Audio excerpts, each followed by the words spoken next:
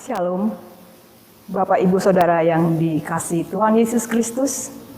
Selamat berjumpa kembali dalam ibadah minggu kelima sesudah Paskah.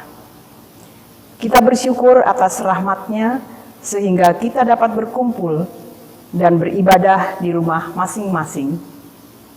Firman Tuhan berkata, ibadah itu berguna dalam segala hal karena mengandung janji, baik untuk hidup ini maupun untuk hidup yang akan datang. Mari kita memuji Tuhan sebab Ia setia untuk menopang dan mendampingi kehidupan kita. Saya undang semua bangkit berdiri dan kita nyanyikan pujian dari Kidung Jemaat nomor 454, Indahnya Saat Yang Teduh.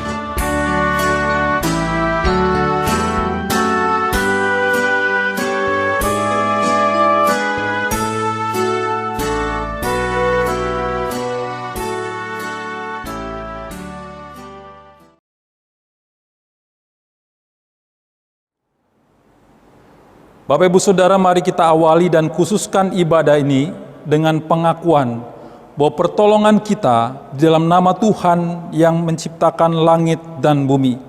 Kasih karunia, damai sejahtera dari Tuhan Yesus Kristus menyertai kita dalam kebenaran dan kasih. Amin.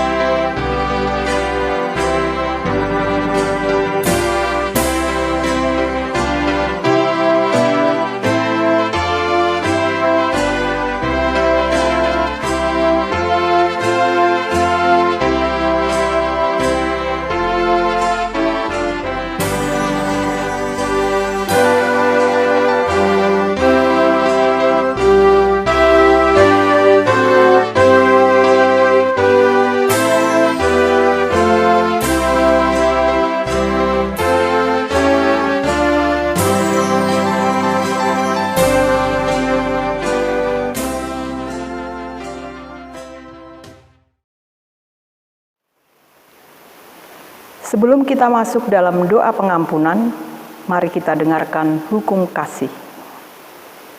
Kasihilah Tuhan Allahmu dengan segenap hatimu, dan dengan segenap jiwamu, dan dengan segenap akal budimu. Itulah hukum yang terutama dan pertama. Dan hukum yang kedua, yang sama dengan itu ialah, kasihilah sesama manusia seperti dirimu sendiri.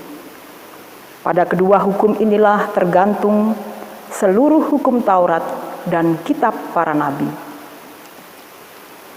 Akan tetapi, hukum kasih itu tidak dapat kita laksanakan dengan sempurna, sehingga kita mudah jatuh dan terjerumus ke dalam jurang dosa yang menyebabkan benci, dendam, iri hati, dan perpecahan. Firman Tuhan dalam Kolose 3 ayat 13 berkata, "Sabarlah kamu seorang terhadap yang lain, dan ampunilah seorang akan yang lain, apabila yang seorang menaruh dendam terhadap yang lain. Sama seperti Tuhan telah mengampuni kamu, kamu perbuat jugalah demikian." Dengan kesabaran kita akan lebih mudah menerima situasi dan kondisi, sehingga kita juga akan lebih mudah memaafkan kesalahan yang orang lain perbuat kepada kita. Apabila Roh Kudus ada di dalam diri kita, maka Ia akan menyingkirkan hal-hal yang tidak baik seperti dendam, kebencian, dan iri hati. Roh Kudus akan memilih untuk mengampuni, dan dengan Roh Kudus kita akan mampu untuk merasakan penyertaan, kasih, dan pengampunan Allah kepada kita, sehingga kita juga lebih mudah untuk mengampuni orang lain. Di hadapan hadirat Allah yang pengampun, mari Bapak Ibu Saudara, kita mengakui dosa dan mohon pengampunan kepadanya. Mari kita berdoa. Bapa yang bertahta dalam kerajaan surga, pada kesempatan hari ini kami datang ke hadirat-Mu untuk mengakui segala dosa dan pelanggaran yang telah kami perbuat, baik dalam pikiran, perkataan, maupun perbuatan, baik yang disengaja maupun yang tidak disengaja. Seringkali kami berusaha untuk menutupi segala dosa dan pelanggaran yang telah kami perbuat dari hadapan sesama kami, bahkan dari hadapan-Mu. Kami tahu ya Bapa, Engkau adalah Allah yang Maha Tahu. Bagaimanapun kami menutupi segala dosa dan pelanggaran yang telah kami perbuat, tidak akan ada yang tersembunyi bagi-Mu. Engkau adalah Allah yang mengasihi kami, namun kami kerap kali tidak mengasihi-Mu, bahkan lari dari hadapan-Mu. Ketika Engkau memanggil kami justru tidak mendengarnya, karena dosa yang telah kami perbuat menghalangi hadirat-Mu masuk dalam hidup kami. Karena kesibukan yang kami lakukan, kami menjadi lupa bahwa ada penyertaan-Mu dalam kehidupan kami. Kami terlalu egois, kami selalu membenarkan apa yang sebenarnya jahat di hadapan-Mu. Kami selalu merasa lebih benar dan lebih hebat dibandingkan orang lain. Oleh sebab itu ya Bapa, kiranya Engkau sudi mengampuni segala dosa dan pelanggaran yang telah kami perbuat. Kami sadar, jika kami telah berdosa di hadapan-Mu, kiranya Engkau mau mengasihi kami menurut kasih setia-Mu. Ya Tuhan Allah Bapa, berikanlah kepada kami roh kesabaran untuk dapat menerima situasi dan kondisi, sehingga kami akan dapat lebih mudah memaafkan kesalahan yang orang lain perbuat kepada kami. Hapuskanlah segala dosa dan pelanggaran kami ya Allah. Ubahkanlah hidup kami menjadi baru, yang hidup seturut dengan kehendak-Mu. Inilah doa yang kami panjatkan, yang kami alaskan dalam satu nama, yaitu Tuhan kami Yesus Kristus. Amin. Bapak Ibu Saudara, kami undang untuk bangkit berdiri. Bersama semua orang percaya di segala tempat dan waktu, mari kita memperbaharui pengakuan iman kita dengan mengucapkan pengakuan iman rasuli. Demikian. Aku percaya kepada Allah Bapa yang Maha Kuasa, Khalik langit dan bumi, dan kepada Yesus Kristus, anaknya yang tunggal Tuhan kita, yang dikandung daripada Roh Kudus, lahir dari anak darah Maria, yang menderita di bawah pemerintahan Pontius Pilatus, disalibkan, mati dan dikuburkan, turun ke dalam kerajaan maut, Pada hari yang ketiga, bangkit pula dari antara orang mati, naik ke surga, duduk di sebelah kanan Allah, Bapa yang Maha Kuasa, dan akan datang dari sana untuk menghakimi orang yang hidup dan mati. Aku percaya kepada Roh Kudus, gereja yang kudus dan am, persekutuan orang kudus, pengampunan dosa, kebangkitan daging, dan hidup yang kekal. Kami persilahkan Bapak Ibu Saudara untuk duduk kembali. Bapak Ibu Saudara yang terkasih dalam Tuhan Yesus Kristus, sebagai wujud pengakuan bahwa Kristus adalah Tuhan yang datang menyelamatkan ialah kesetiaan kita memberi diri untuk Tuhan pakai menjadi alat kemuliaan-Nya, dan memberi persembahan juga adalah bentuk kesetiaan kita dalam memberi dukungan terhadap pekerjaan memuliakan nama-Nya. Mari kita menyampaikan persembahan dan dengarlah nas Alkitab yang terambil dari Amsal 3 ayat 9 sampai dengan 10 demikian.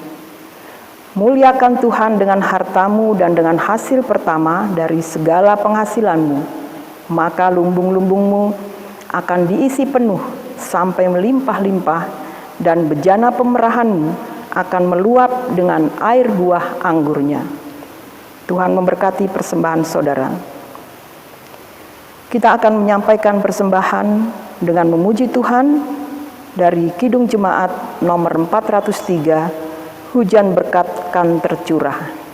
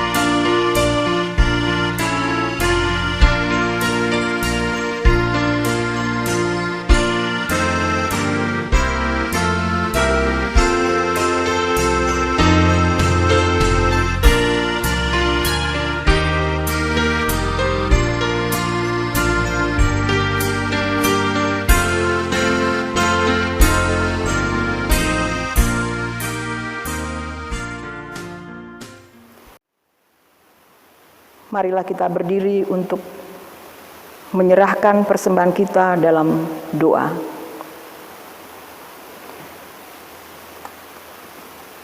Ya Allah Bapa yang kasih setiamu dinyatakan melalui Yesus Kristus penebus kami. Melalui ibadah hari ini, kami diingatkan bahwa Engkau menghadirkan kami ke dalam dunia untuk menjadi saksi-Mu di tengah-tengah kehidupan ini. Dan Engkau berjanji akan selalu menyertai kami. Kami bersyukur atas anugerah-Mu ini ya Allah. Dan persembahan yang kami berikan adalah ungkapan syukur hati atas penyertaan-Mu dalam kami menjalankan pengutusan-Mu itu. Ya Tuhan, terimalah dan berkatilah persembahan ini yang kami beri dengan penuh sukacita. Dan berilah hikmat tuntunan Roh Kudus atas mereka yang mengelola persembahan ini. Terima kasih Allah Bapa, terpuji nama-Mu yang agung mulia. Dalam Yesus Kristus Tuhan penebus kami. Amin. Bapak Ibu Saudara, kami persilakan duduk kembali.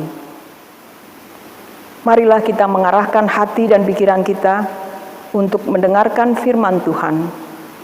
Untuk itu, marilah kita sambut firman Tuhan dengan pujian dari Kidung Jemaat nomor 49, Firman Allah Jayalah, bait yang pertama dan ketujuh. Bait yang ketujuh, Bapak Ibu Saudara kami undang untuk bangkit berdiri.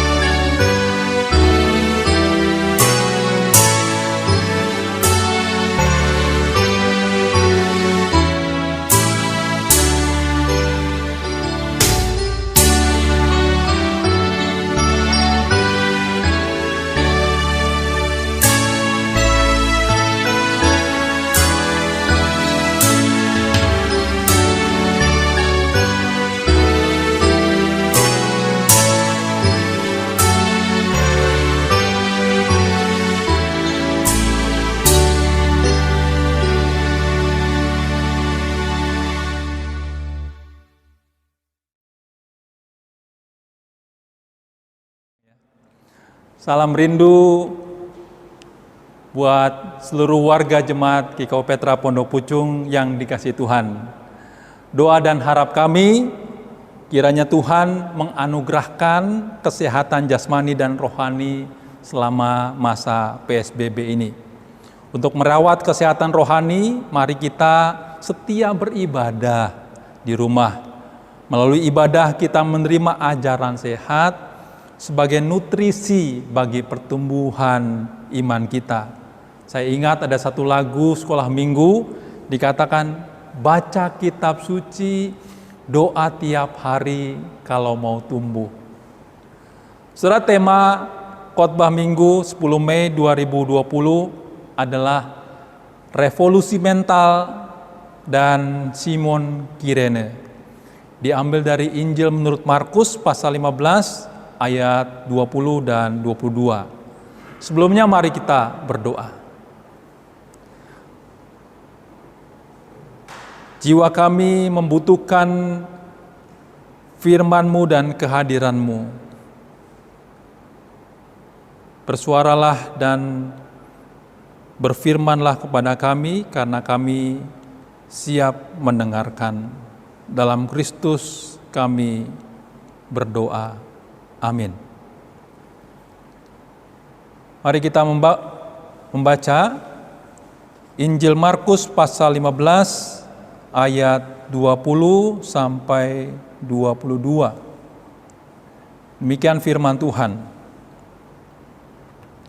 Kemudian Yesus dibawa keluar untuk disalibkan. Pada waktu itu lewat seorang yang bernama Simon, orang Kirene, ayah Alexander dan Rufus, yang datang dari luar kota, dan orang itu mereka paksa untuk memikul salib Yesus.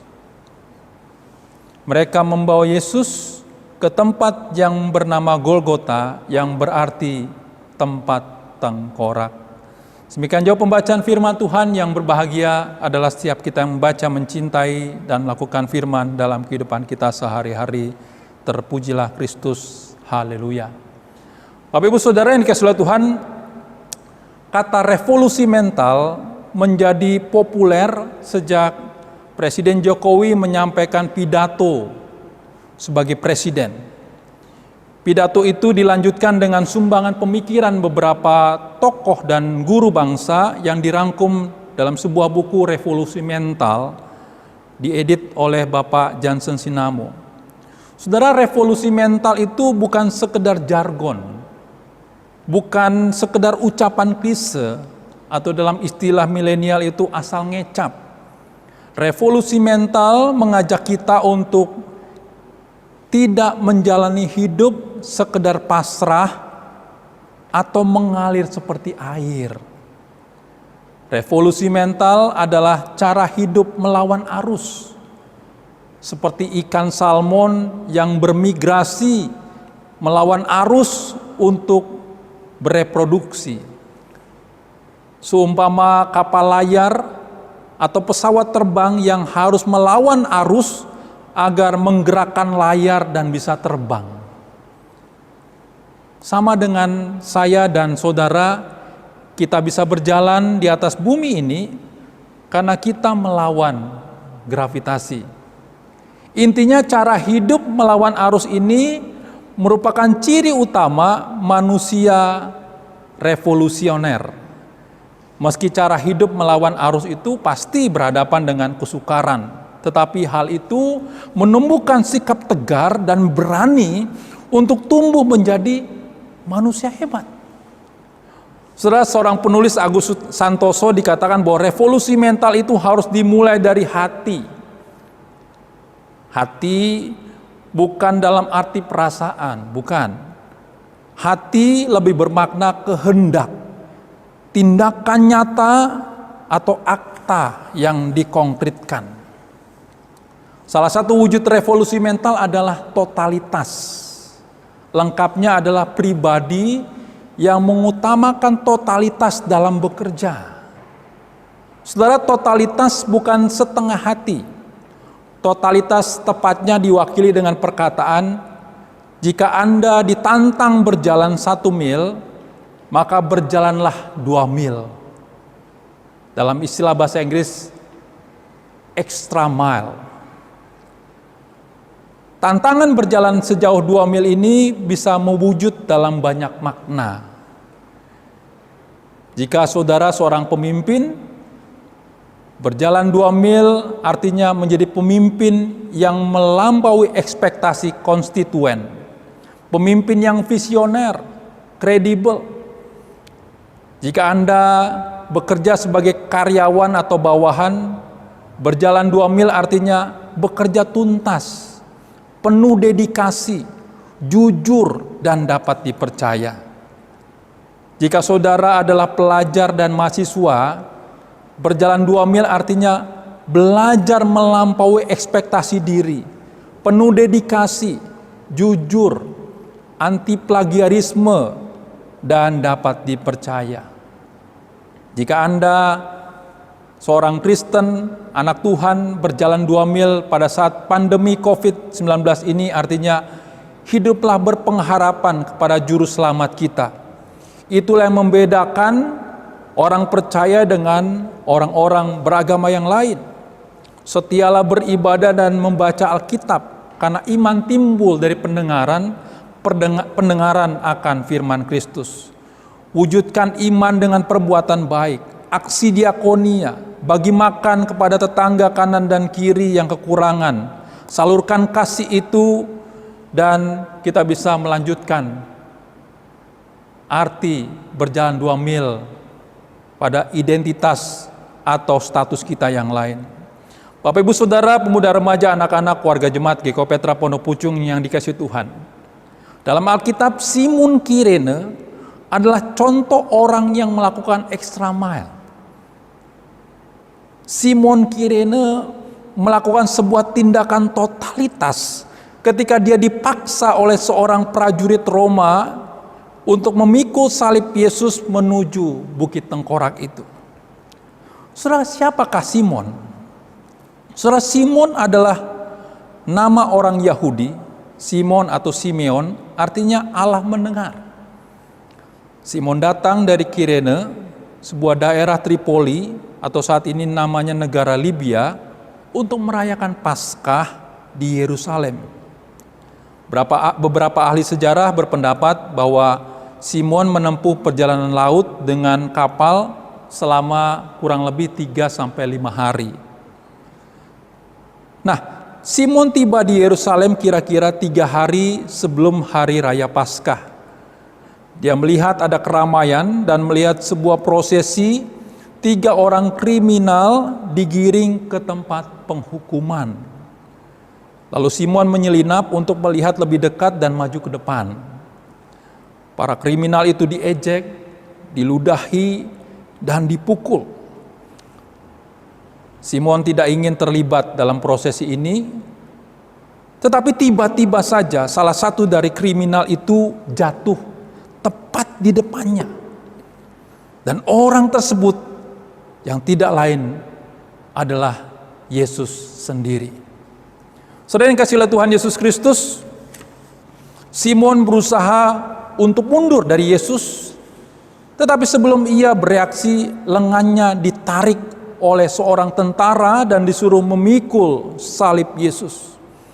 Tentara Romawi pada waktu itu berhak menyuruh orang lain untuk membawa sesuatu sejauh 1 mil.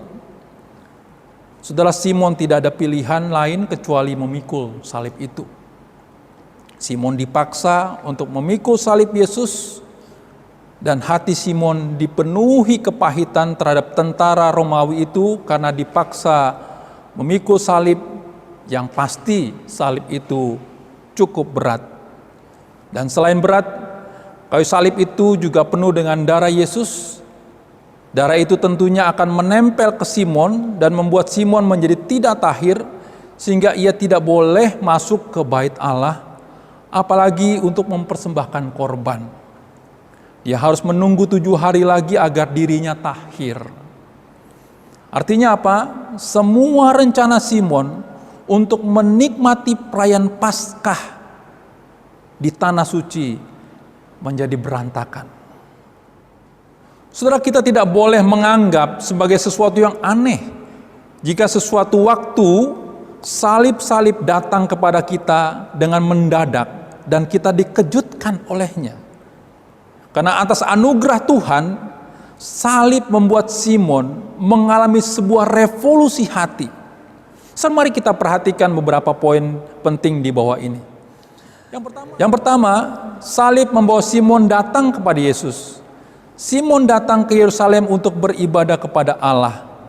Justru dia bukan berjumpa dengan ritual agama saja, tetapi berjumpa dengan Tuhan sendiri. Sebuah perjumpaan yang syarat makna karena Simon melihat keagungan Yesus saat menjalani penderitaan. Saudara, ketika saudara memakai kalung salib atau meletakkan salib di rumah saudara, pahamkah konsekuensi daripada salib itu? Bukankah Yesus mengingatkan kita bahwa kalau kita mau mengikutnya, kita harus sangkal diri, pikul salib dan ikut aku. Inilah konsekuensi ketika kita meletakkan salib di rumah kita atau menyematkan salib atas tubuh kita. Yang kedua, salib membuat Simon berjalan di belakangnya. Ketika diperintah oleh tentara untuk memikul salib Yesus, Simon tidak bisa seenaknya berjalan sendiri. Ia harus mengikuti Yesus kemanapun Yesus pergi, tepat di belakangnya Yesus. Dia mengikuti jejak langkah Yesus, dan refleksi buat kita sebagai orang-orang yang percaya dan mengikut Yesus pada zaman modern ini, kita tidak bisa seenaknya berjalan atau hidup seenaknya. Kita harus mengikuti jejak Yesus setiap hari. Nah, pertanyaan bagi kita dan saudara dan juga buat saya, sudahkah kita tetap berada di belakang jejak Yesus?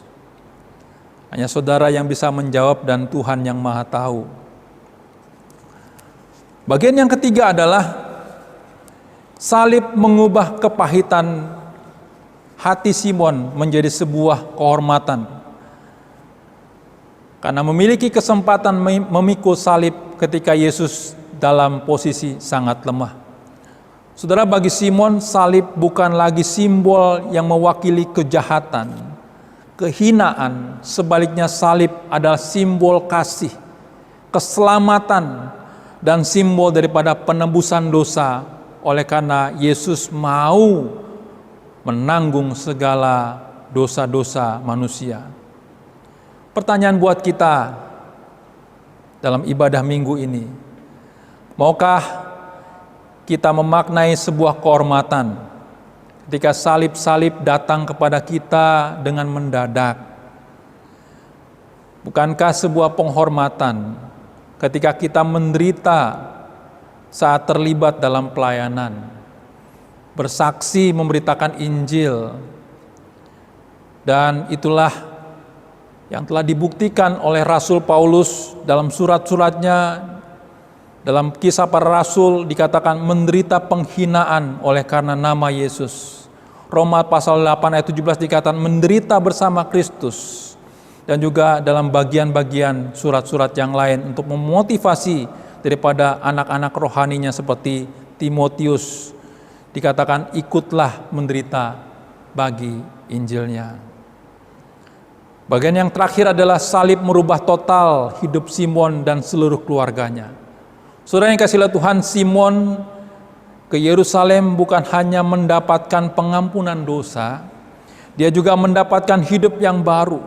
Salib mengubah jalan hidup Simon menjadi pemberita dan pengajar Injil. Simon juga menyampaikan kabar keselamatan itu karena keluarganya. Simon juga menyampaikan kabar keselamatan itu kepada keluarganya sehingga anak-anaknya, yaitu Alexander dan Rufus, meneruskan misi penginjilan di Asia. Refleksi buat kita sebagai warga jemaat, buat orang-orang percaya pada zaman ini, sudahkah salib Yesus mewarnai hidupmu dan keluargamu? Sudahkah salib memotivasimu belajar baik-baik untuk menjadi pengajar Injil minimal untuk anak-anak dan cucu-cucumu? Saudara, persoalan bagi kita adalah bagaimana respon saya dan saudara ketika salib itu datang kepada kita. Kita bisa saja menolak, menghindar, kabur, atau lari. Tetapi hari ini kita belajar dari Simon yang memberikan teladan. Dia melakukan extra mile sehingga Simon mengalami revolusi hati. Dia melakukan satu pengalaman yang luar biasa berjumpa dengan Tuhan, dan dia menjadi tokoh yang dicatat dalam Alkitab. Saya yakin dan percaya Tuhan juga akan membuat revolusi hati atas hidup kita sebagai murid-murid Tuhan pada zaman ini, dan pada saatnya kita akan menuai tindakan-tindakan extra mile yang kita lakukan di tengah-tengah keluarga, pelayanan, dan masyarakat. Tuhan Yesus memberkati kita untuk menjadi manusia extra mile. Tuhan memberkati. Amin. Mari kita berdoa. Bapa di surga, kami bersyukur karena firman yang sederhana pada pagi hari ini memotivasi kami untuk meneladani Simon dari Kirene. Ajar kami ya Tuhan untuk kami melakukan revolusi mental, revolusi hati dengan satu tindakan totalitas dalam seluruh aspek hidup kami. Apapun peran dan tugas kami di tengah-tengah dunia ini, dimanapun Tuhan tempatkan, baik keluarga, pelayanan maupun di tengah-tengah masyarakat, ajar kami menjadi manusia-manusia yang memiliki hati seperti Simon Kirene yang melakukan extra mile, berjalan 2 mil untuk kami dapat menjadi saksi Tuhan yang baik. Terima kasih Tuhan, dalam nama-Mu kami berdoa. Amin.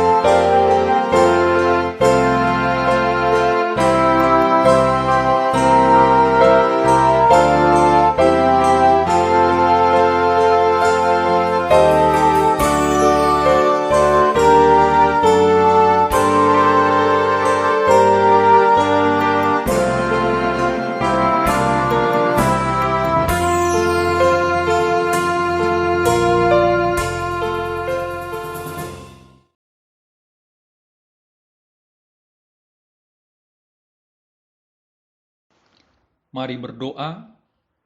Bapa di dalam surga, Allah yang kekal, Allah yang maha tahu, dunia, bangsa kami dan warga gereja sedang melewati lorong gelap karena pandemi COVID-19 ini. Ya Tuhan, Engkaulah tempat sandaran kami. Tuhan, Engkaulah terang kami yang memberikan cahaya di dalam kegelapan. Tuhan, Engkaulah benteng kami dan kubu keselamatan kami.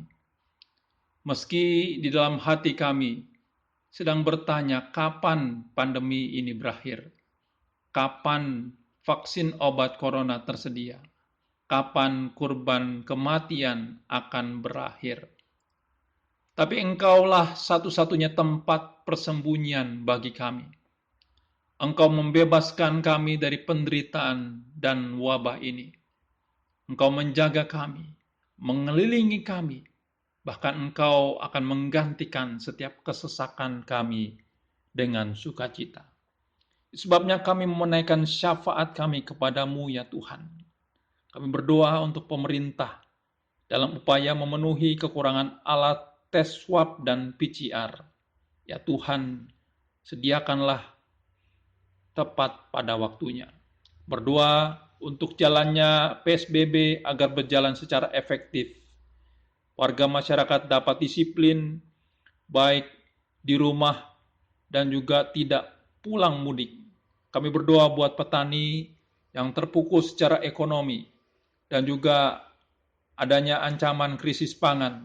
Berkati agar lembaga-lembaga swadaya dan juga pemerintah dapat merespon dan juga melakukan tindakan-tindakan antisipasi. Kami berdoa juga buat pemerintah setempat, RT, RW, camat, lurah, dalam memverifikasi data bansos agar tepat sasaran. Kami berdoa juga buat rumah tangga di masa PSBB ini, jauhkan kekerasan bagi anak-anak dan perempuan. Kami berdoa juga untuk gerakan solidaritas lintas agama, lintas organisasi. Kami bersyukur karena tumbuhnya kesadaran solidaritas untuk memberikan bantuan APD kepada rumah sakit, puskesmas, juga memberikan sembako dan juga hand sanitizer kepada orang-orang yang membutuhkan. Berkati untuk rencana adanya pemulangan 16.000 TKI ke Indonesia.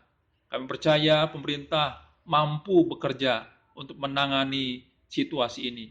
Berkati buat pasien yang sembuh dari corona, kami percaya kesaksian mereka menjadi sumber semangat bagi setiap pasien corona yang sedang berjuang.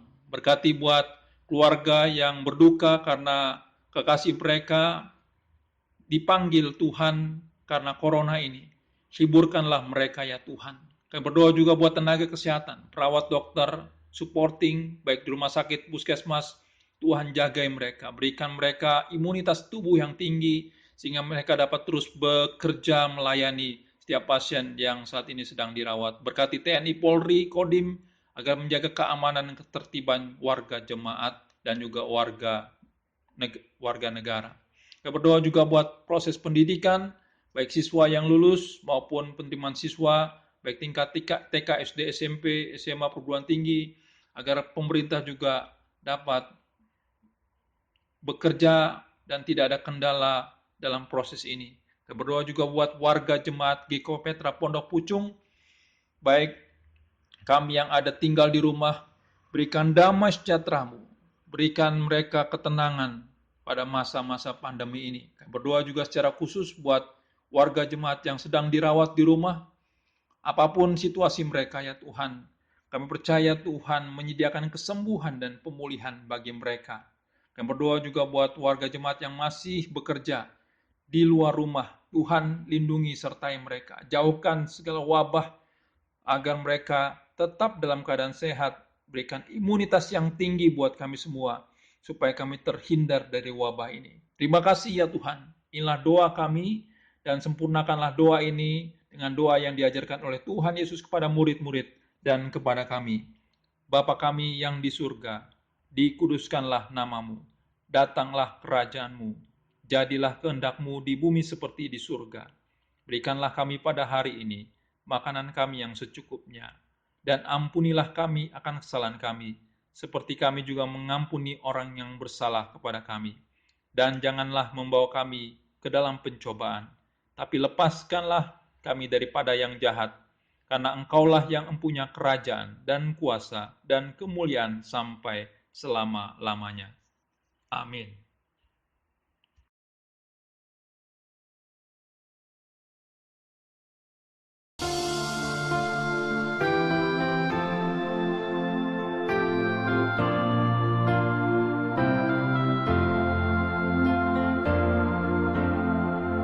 Kudaki jalan mulia, tetap doaku inilah,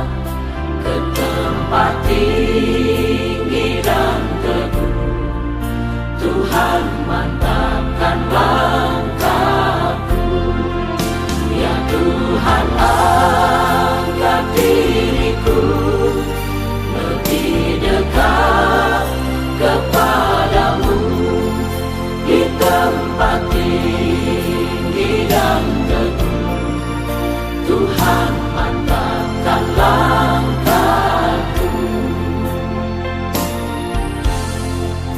Ingin ku capai puncak terang yang paling agung cemerlang. Ya Tuhan, bimbing diriku makin dekat kepadamu. Ya Tuhan, angkat diriku lebih dekat kepadamu di tempat tinggi dan teduh. Tuhan mantapkan langkahku. Ya Tuhan, angkat diriku lebih dekat kepadamu di tempat tinggi dan teguh. Tuhan mantapkan langkahku. Tuhan mantapkan langkahku.